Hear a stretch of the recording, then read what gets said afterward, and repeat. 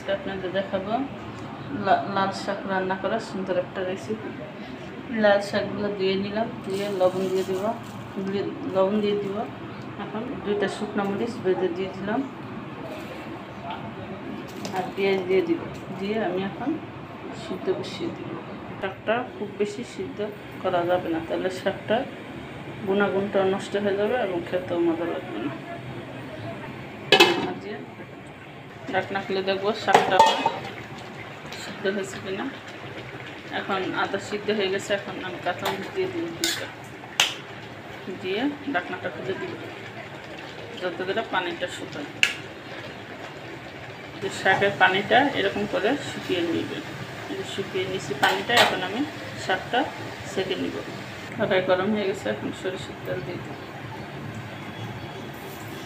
সরিষার তেলটা গরম হয়ে গেছে, এখন আমি রসুনগুলো ভালো করে, কাটা রসুনগুলো ভালো করে ভেজে নিব, একবারে লাল লাল করে। রসুনগুলো লাল করে ভাজা হয়ে গেছে, শাকটা দিয়ে এখন ভালো করে গুটিয়ে শাকটা ভেঙে দিতে হবে। শাকে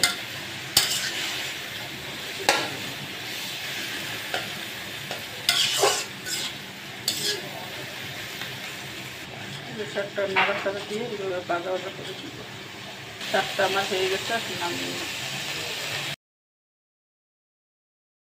হয়েছে আমার লাল শাক রান্না করাটা।